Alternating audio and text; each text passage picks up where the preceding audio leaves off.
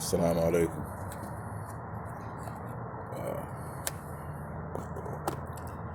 You know something, black people,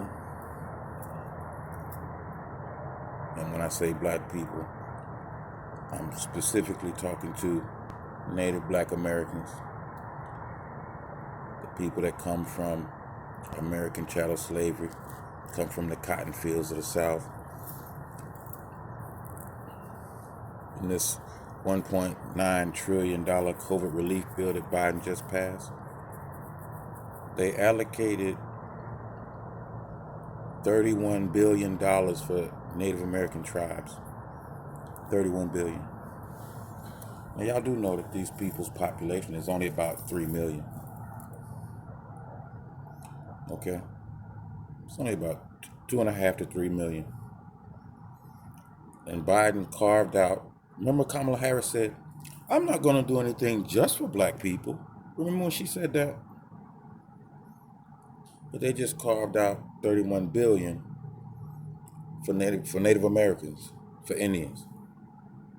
Now, mind you, these, especially the 5 civilized tribes, owned black slaves. Okay? Joe Biden and Kamala Harris, the same Kamala that said, I'm not going to do anything just for black people. They just gave these people, and I'm not saying that these people shouldn't get that. That's not what I'm saying. Don't get it misconstrued and twisted and all messed up. But they allocated 31 billion for these people. Now in that same bill, they allocated $5 billion for socially disadvantaged farmers. But socially disadvantaged is anything. That could be minorities, brown people, you know, LGBT farmers, that could be a whole bunch of stuff. Lindsey Graham went on CNN and said, this is reparations for black farmers.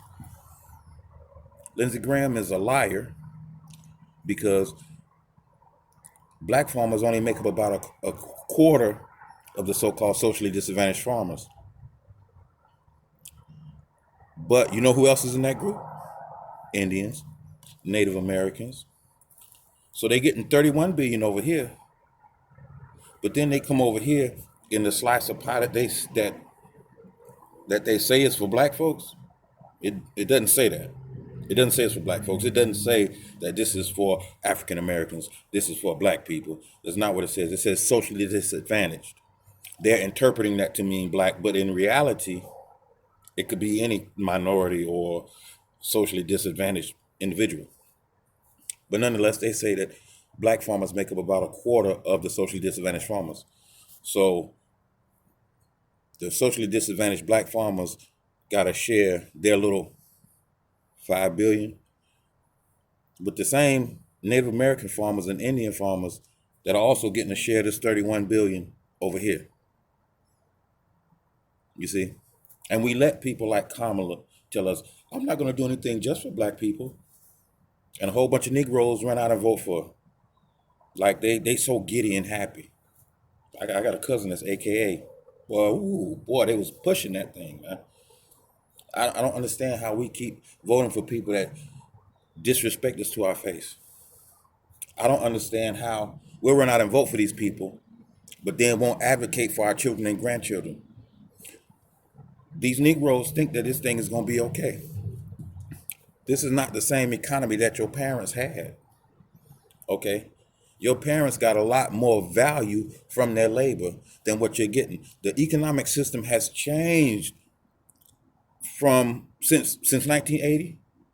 This thing was restructured to reflect Reagan's ideas of what politics and economics should be. Before that, it was FDR, where they looked out more for working class people. But since 1980, this whole thing has shifted. So the economy that my grandparents had and that my parents started out with has shifted. This thing is not the same. I don't know what it's leading to and I don't know where it's going, But there's a whole lot of things going on. But the economic prediction is that by 2053, Black Americans are going to be a wealthless group in America. Wealthless group. And I can't understand why all these smart people, I got a family full of educated people, but they act like they don't understand what I'm saying. Like really, I can't understand it. I guess they think that the education is going to save their children and their grandchildren. I guess the wealthy black people that's got something, they think that that wealth is going to save their children and their grandchildren.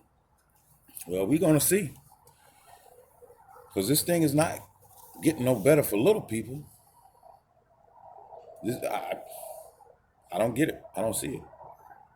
You know, we can't get any more than crumbs because we don't push for it. We don't fight for it. We won't even tweet for it. White folks feel like they've been treated wrong by the government. They overrun the Capitol. Okay? They overrun the Capitol. We won't even send a tweet. Make that make sense to me.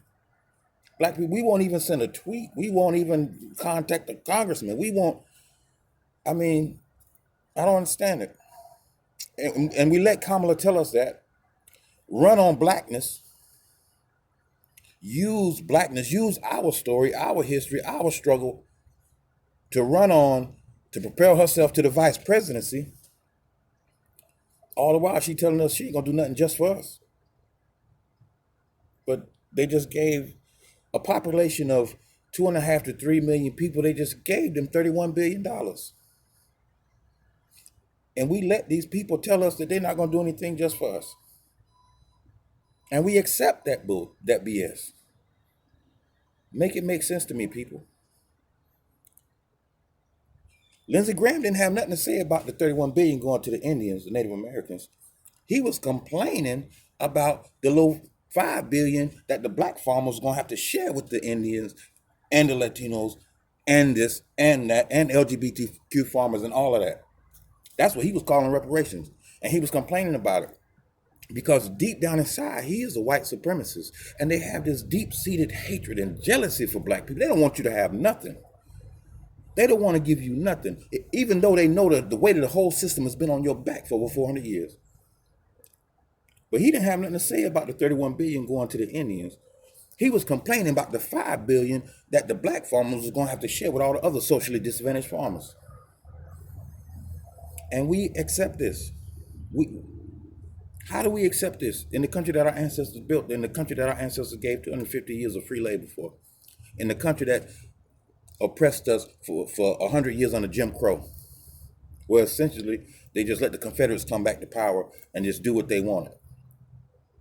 How do we accept this? This is amazing to me. We get crumbs because that's what we accept. Black people, when you stop accepting crumbs, that's when your situation is going to change and your government is going to treat you accordingly. Okay? That's the reality of the situation. Assalamu alaikum.